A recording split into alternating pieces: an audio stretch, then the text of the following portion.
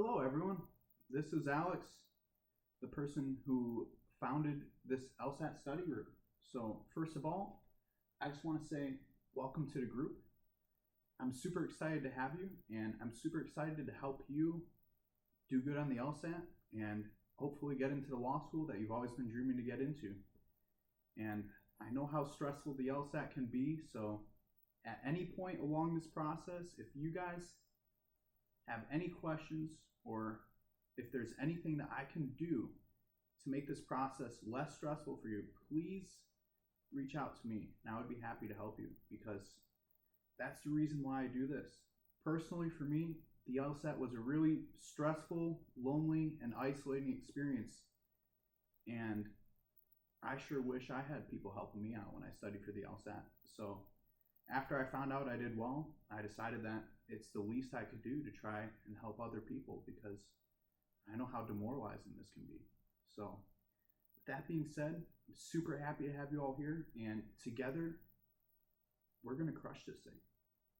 So without further ado, since a lot of you guys who have recently joined this group have indicated to me that you guys are brand new to the LSAT and that you guys have never done any sort of LSAT preparation before, I thought it would be nice to kind of start off with just a little bit of a introduction on what the LSAT is and what the LSAT is all about. So, the LSAT is going to be a 4-section test that you have to take in order to get into law school. Although some law schools will accept the GRE, the vast majority prefer the LSAT, and some schools will flat out require the LSAT. So, if you're looking to maximize your chances of getting into the law school of your choice, taking the LSAT and doing well on it will be your best bet. Now, like I said, there's 4 sections. Out of those 4 sections, only 3 will be scored, which means that there's going to be 1 section during your real test that's not going to count towards your actual LSAT score. And here's the kicker. While you're taking the LSAT, you're not going to know which one of those sections is unscored. It's not going to be distinguishable. So what that means is that you're going to have to try your best on all 4 of the sections as if they were the real thing.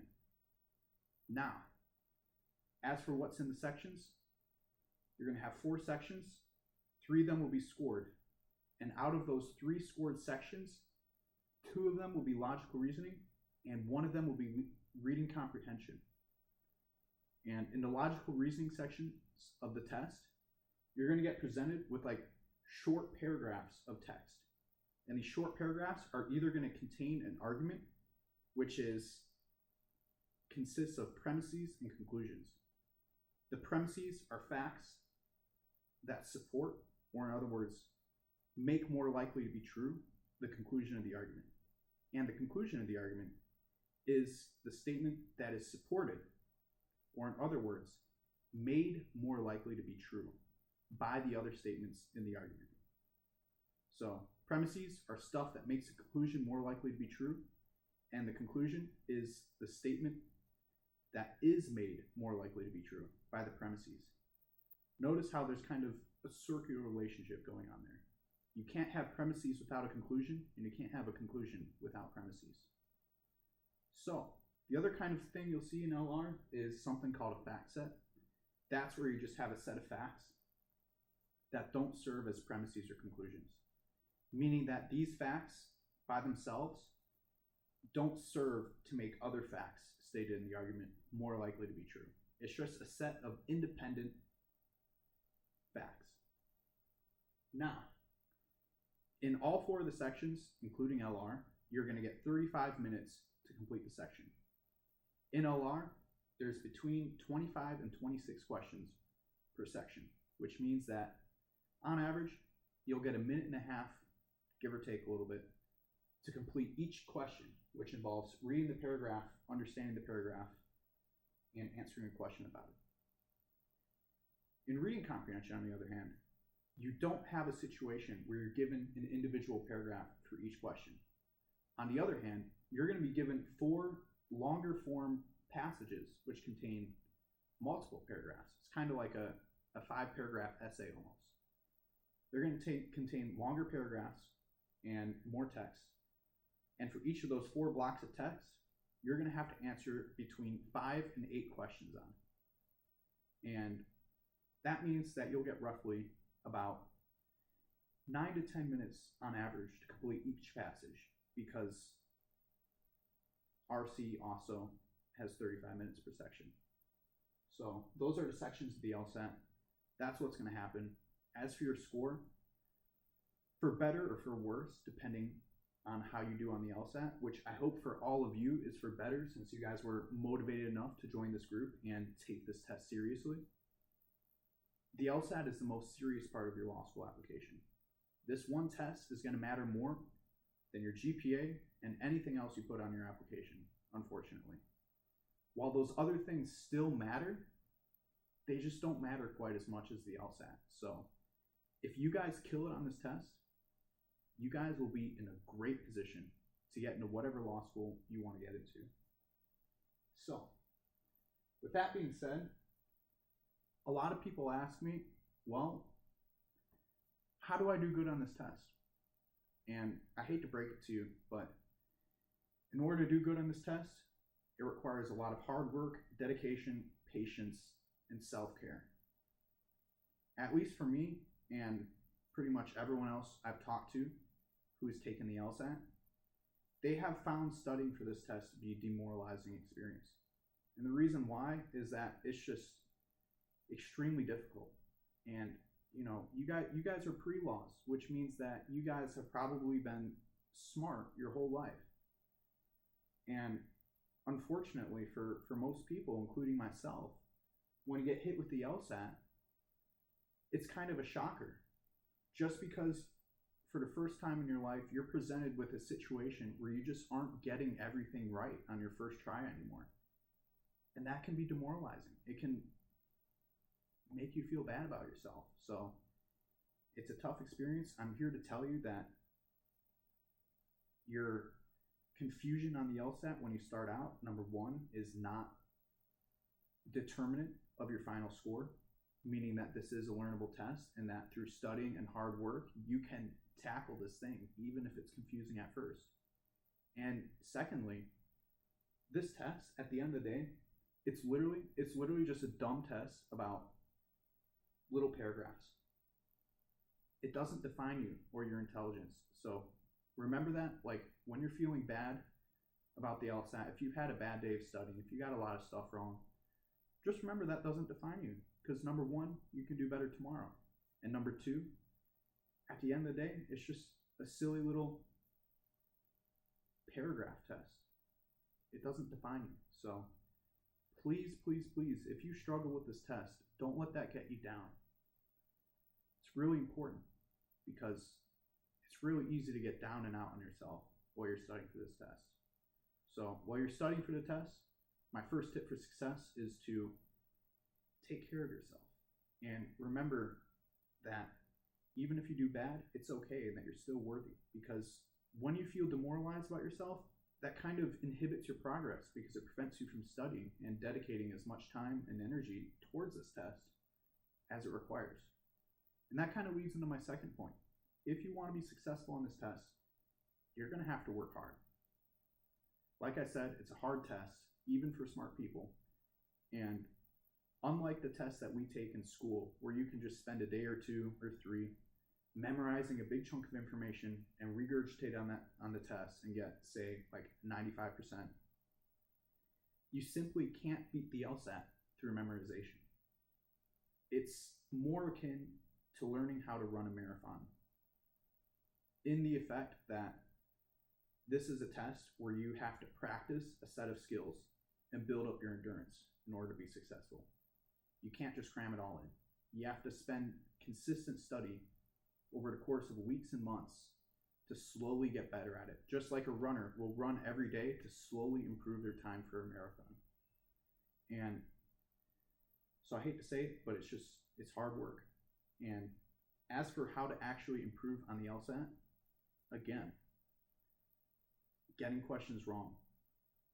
Although it might be demoralizing, your failures on these questions are pretty much gold nuggets in terms of your progression. Because, like I said, you can't memorize everything. But what you can do is, over time, learn the patterns of reasoning that the LSAT writers use to arrive at their correct answers. By getting a question wrong, understanding where you went wrong in your reasoning, and then by looking through the explanations, working with me, working with someone else, working with a prep book or a prep service or anything else that you might use to gain an understanding of the actual correct line of reasoning that the LSAT used to arrive at their question, doing that over and over and over again will enable you to recognize patterns in the kinds of reasonings that the LSAT writers use in these questions.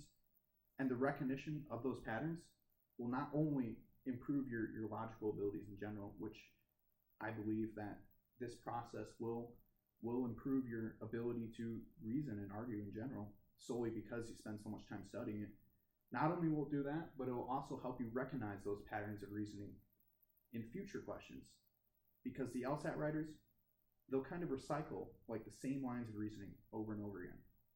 And once you get a grasp of what those lines of reasoning are through trial and error of getting questions wrong and learning how to do them correctly, that is how you get better at this test, especially at the higher levels of it. So it literally is, after you learn the basic theory of it and the basic idea of what the LSAT is, it'll really come down to trial and error and hard work. So in terms of finding success on the LSAT, don't get demoralized. Work hard. And make sure you understand every question that you get wrong on your prep tests and in your practice. Because that's how you're going to get better. Recognize those patterns. Learn those patterns. Recognize those patterns in future questions. And as you continue along your studies, you'll get better and better at that. And in fact, I think this is pretty cool, but there's been a study of people studying intensively for the LSAT.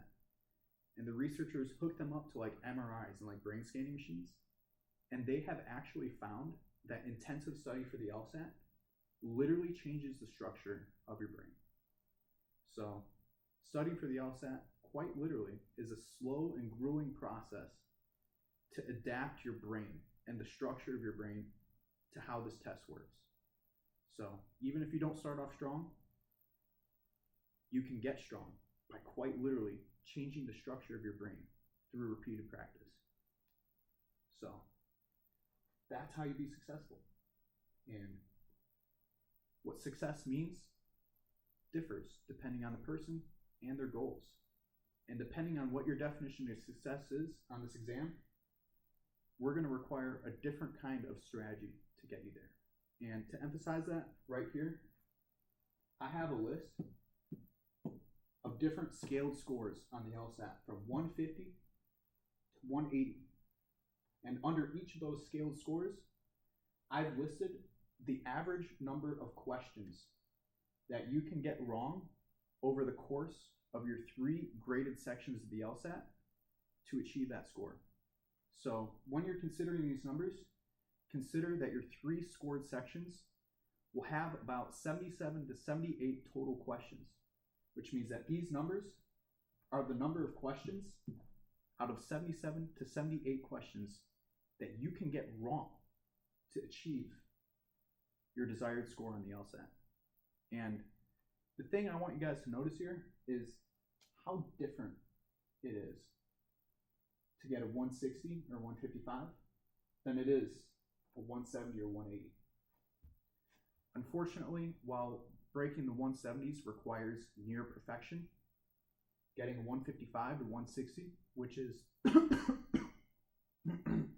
sufficient to get into OU, that does not require perfection, which means that we can adopt a strategy that allows you to get numerous questions incorrect in order to achieve that score. Whereas for 170 or 180, or in other words, in the 170s range, we're going to have to set you up with a totally different strategy. So depending on what your guys' goal scores are, we can work on getting a strategy that fits for your score.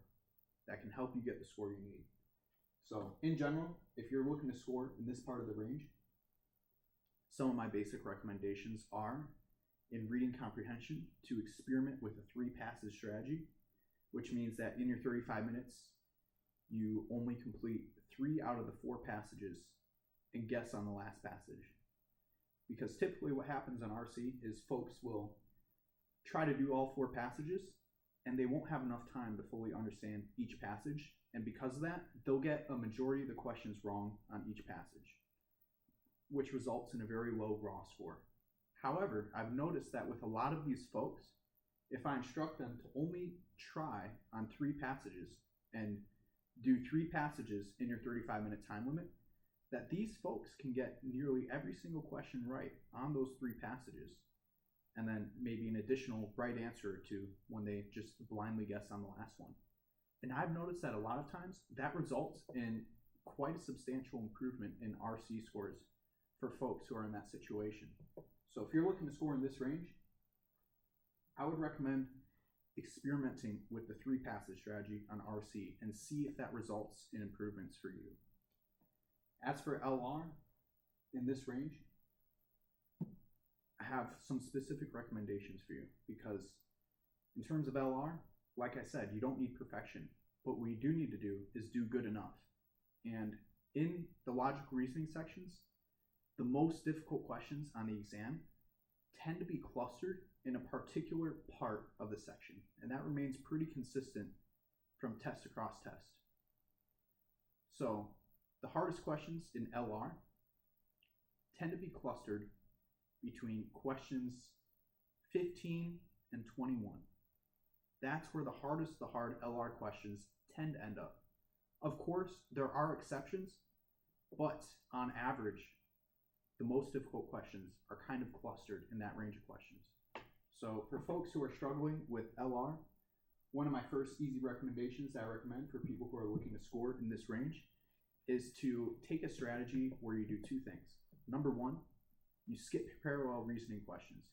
So you'll learn about that later, or if you've already learned about it, you already know what I'm talking about. But you skip those questions until the end, because those questions are the most time consuming. So there's 2 of them per section. You identify them and you skip them. What that does is, since those questions require so much time, it frees you up more time to focus on getting additional right answers, rather than wasting all of your time on that 1 or 2 parallel reasoning questions and then having to guess on maybe 5 or 10 because you ran out of time. So that's my first recommendation. My second recommendation is to start out by completing question numbers 1 through 13 and 23 through 26 on each LR section first. And the reason why that's my recommendation is because those, on average, tend to be where the easiest questions are on the section.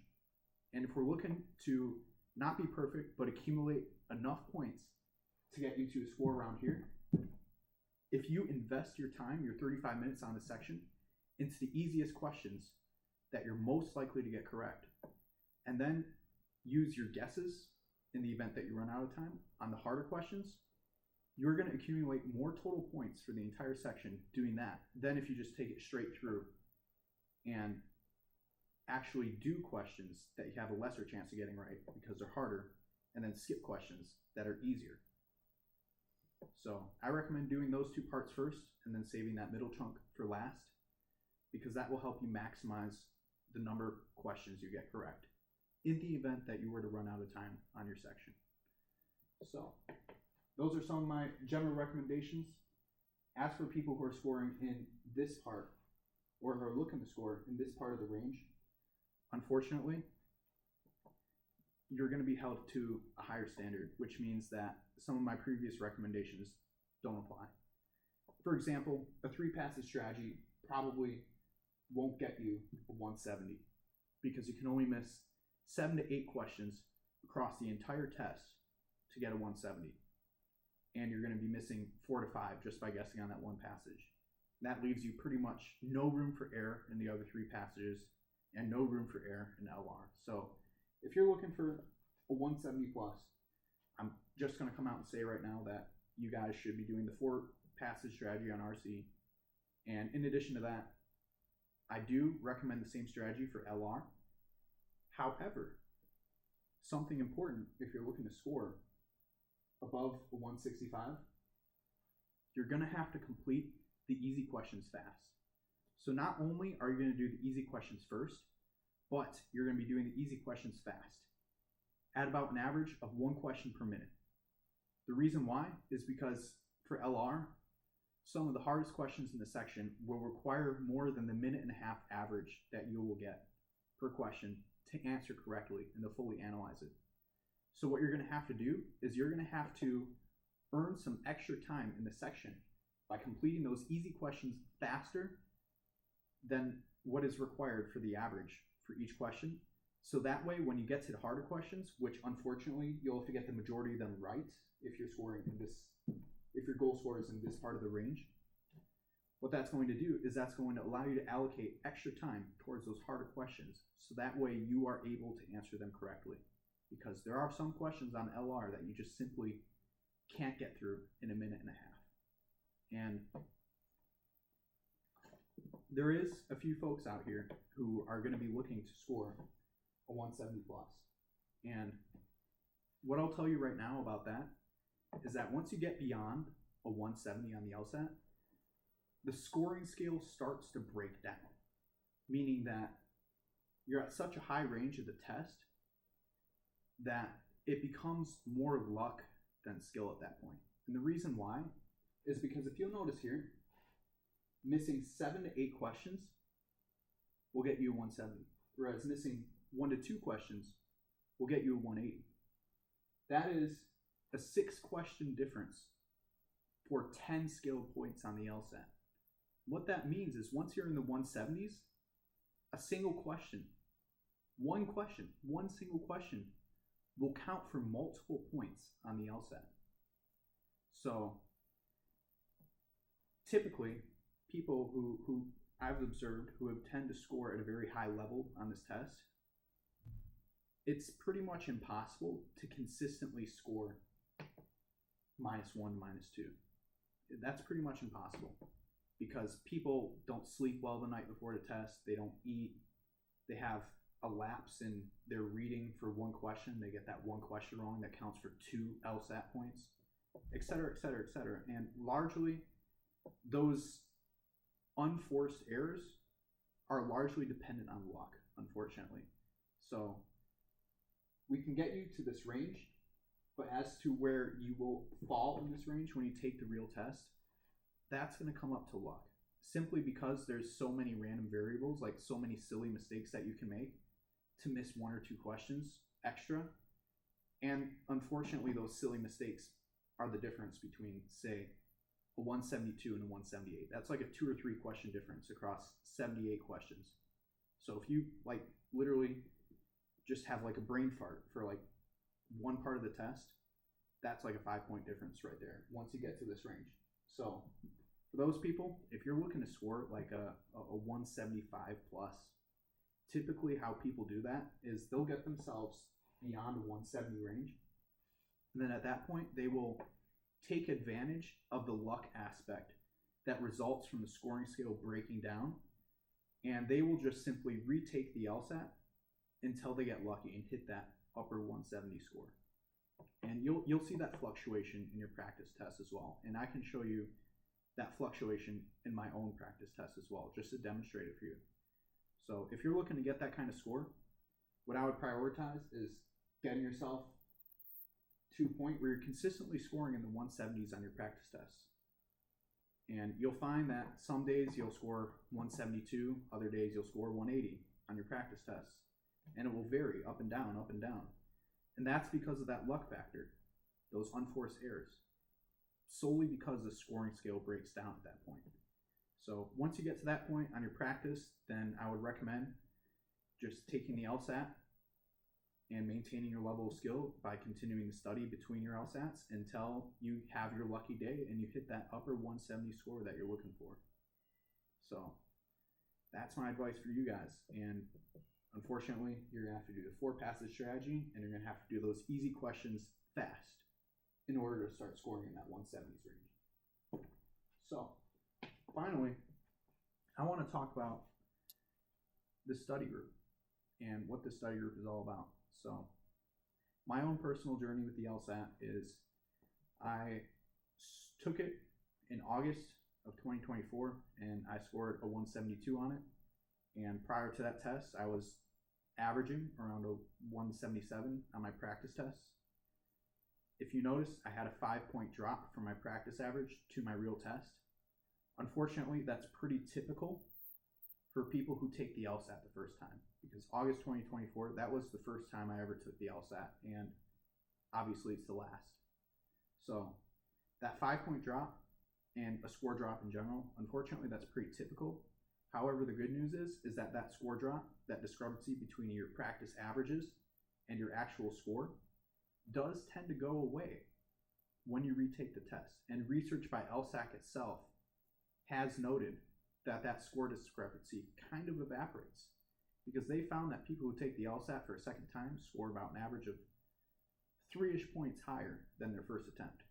And that is largely attributable to them getting more comfortable with the testing experience. And that comfort in the testing center or the remote proctoring, that, in my opinion, largely contributes to the score drop that people tend to see on their first real LSAT attempt. So, bad news is score drop is pretty typical on your first attempt. Good news is that it goes away, or it tends to go away when you retake it. Now, I will note though that those are not absolutes. There are some people who score at or above their practice averages on their first test, and there are also some people who score below their practice averages on their second test. So those are not absolutes, those are generalities, but those are the general trends that I've noticed in my months of studying this test and working with people who have been studying for this test. So in addition to that, that's like my own personal journey with the LSAT.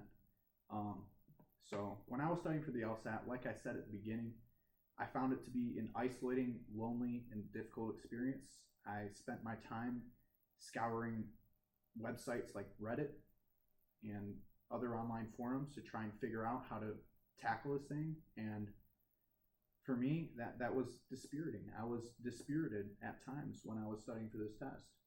And I was stressed out and I was demoralized at times. And because of those feelings I had while I studied for the test, like, I know how difficult this can be. So my goal here is to try and alleviate that difficulty for you guys, so you guys don't have to spend hours at night scouring through Reddit to try and figure out what the best way to study is, or sitting around feeling demoralized because you got a practice result that wasn't up to par and you don't realize that that is a normal part of the process, or just lonely because for me, like, you know, before I started studying for the LSAT, I wasn't really friends with any other pre-laws, so I was by myself in all this, and that was kind of isolating. So my goal here is to support you guys and create a group where you guys can not only work with me, but work with each other to study for the LSAT. So that way you guys don't have to be lonely and alone in your struggles with this test. And that being said, in terms of like the nuts and bolts of what I do, so I've been doing this since about June, virtually. Ever since I started to score in the 170s on my practice tests, I thought, hey, I'm going to start paying it back by helping other people virtually. So ever since June, I've been helping people with it and doing LSAT like practice sessions and tutoring sessions and classes, both in person and virtually. And I've been doing that since June, pretty much continuously. And typically what I do is I do both in person and virtual sessions. So the virtual sessions will happen on an app called Discord, which is really cool because on that app, I can have like a Zoom-like video call with multiple people where I can project my screen onto the call. So you guys can watch me as we work through the problems on my screen, which in my experience has been really helpful for instructing people on how to break down these problems. And so for actually what we do during the test, or my study sessions, is the vast majority of my study sessions, both in person and virtual, they tend to be practice problems. We tend to just get right into it, pull up some LSAT practice problems, real stuff from the past exams, and we'll break it down together. And we'll sit on one problem until everyone understands it. And if there's anything that people don't understand, I'll break it down for them. And I'll explain everything to them. I'll explain all the nuts and bolts of the problem, the patterns within that problem that tend to be applicable to other problems on the LSAT, and then any other lessons that can be learned through that problem. Because, like I said earlier, the best way to get better at this test is to do real problems and identify the patterns in those problems. So what I try to do is work on real problems with you guys and help you guys figure out those patterns that you can apply to different problems and help perform better on this test. So that's what most of my sessions will look like. I do go over some of the theoretical stuff in my sessions if people request it. However, I don't do that very often because that tends not to be what people request, since they can just get that theoretical stuff by consulting their prep books or their prep sources or 7 Sage or whatnot. So I can do that if you want. However, I typically don't, just because people tend to find it more valuable when we do the practice problems. So that's what the sessions look like. And the final thing I want to touch on is, well, I'm here now. I'm in the group chat, I'm in the iMessage chat, I'm in the Discord. Okay, Alex, how do I make the most out of my studying here? How do I make the most not only of this resource, but all the other resources you have? Because I do not intend for this group to be your only resource on the LSAT. I also intend for you guys to sign up for the prep courses, buy the prep books, do the practice tests on your own, do all that other stuff in addition to what we do here, so that way you guys can learn from as many sources as possible, because that ultimately will help you as well. So in terms of how to get the most out of this, I would say just be involved and work with each other. You know, if you guys are studying for the LSAT and you want to get the most out of this, I suggest forming your own study groups, because I'm not going to be available all the time to do tutoring sessions. So I recommend you guys work together so you guys can commiserate and support each other through the process, and then also work on learning with each other and hold each other accountable, because that will help you not only stay motivated and have support during this process, but it'll also help you learn how to recognize these patterns by identifying them and explaining them to your friends. So I highly recommend that. I recommend being involved with each other, getting to know each other, and getting together and studying for this test together, because that'll help keep you guys sane, and it will help you guys learn these patterns in this test by working them out with each other and explaining them to each other and being a sounding board for each other for all of your ideas. So that's the first thing I recommend. The second thing, obviously, is attend the tutoring sessions I do. So if you want to use that resource, I mean, there's no pressure to come, because it's your own LSAT journey. I don't really care whether you come or not. I offer this as a resource. If it's not helpful, you don't have to go. I won't be offended. But I will say, if you find the tutoring sessions helpful, which many people do, I would recommend going to those and making the most out of those, because I offer a free resource to you guys. I do this for free because I want to help you guys. So if you find it helpful, I encourage you to be involved as much as you can, because the more time you spend being involved with the LSAT and learning about the LSAT and practicing the LSAT, the better you're going to get. So I recommend making the most out of those resources, and then I also recommend consulting resources outside of here as well. So practice on your own time. Look up the 7 Sage explanations. Look up the Power Score explanations. Learn on your own as well, so that way you can kind of see multiple perspectives on this test and find out what works best for you. And I will say, in terms of the actual methods I use to break the problems down, I do it a little bit differently than the majority of tutors out there do, in the manner that, whereas most tutors when they're working on a problem with the student, they will have the problem and they'll have the answer in front of them while the student works through the problem or while the tutor develops their explanation. I don't do that. When I do my sessions with you guys, what I will do is I will have the problem in front of myself and in front of you guys as well, and neither of us will know the answer at the beginning. It'll be a problem that I don't have the answer in front of me. And what will happen usually is either I'll ask you guys to break it down and I'll let you know if you make some sort of mistake or something like that, so that way we can get better at this. Or if you guys are confused, or if you prefer just kind of more like a classroom kind of format where you just observe rather than actively solve the problem, I will solve the problem on my own screen in front of you guys as if I was taking the LSAT, and I would explain every thought that runs into my head and every pattern that's applicable to this problem that can be applied to other problems, etc., etc., etc. So that way I can help you guys recognize the patterns that I've recognized that help me earn a 172. So that way hopefully you guys can earn a 170 plus as well. And so a lot of people who I've worked with have found that the fact that I don't know the answer ahead of time makes the way that I explain the problems easier to understand, because I'm not sure how many of you guys have worked with 7-Sage before, but 7-Sage, especially for the more difficult LSAT problems, their answer explanations, they can be confusing. A lot of people get confused by them. And the reason why people get confused by them is because they're not walking through the problem as if you were seeing it for the first time. They have the answer in front of them and they reverse engineer their explanation from the answer choice. Whereas when I explain it, I try to walk through it from the stimulus to the answer, rather than from the answer to the stimulus. And some of the people I've worked with have found that that tends to make more sense to them, because that's what you're actually going to be doing on the test.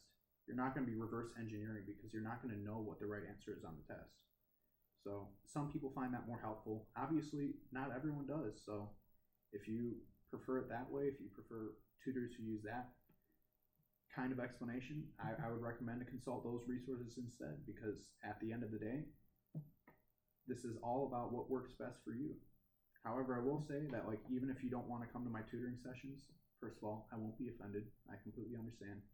Second of all, I recommend that you guys still use each other as a resource. So, like, even if you're not resonating with what I'm doing, I still recommend that you guys get to know each other and participate with each other in your own study groups, because even if I'm not valuable to you, that is still going to be valuable to you. So I recommend that. So that's all I have. Thank you guys for watching this, and thank you guys for joining my community. And like I said earlier in some of my recruitment messages, a lot of my students who I've been currently working with have just taken the November LSAT and are done with the LSAT now.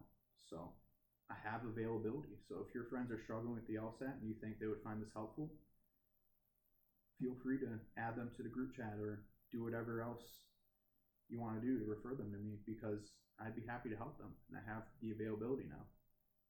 And in terms of when my tutoring is available, I can be available in the week.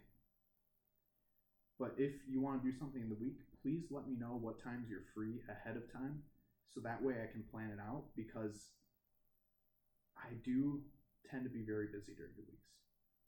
However, on the weekends, I tend to not be busy, and that's when I tend to do the majority of my sessions. So if you guys are free on the weekends, I highly recommend you pull up to the weekend sections.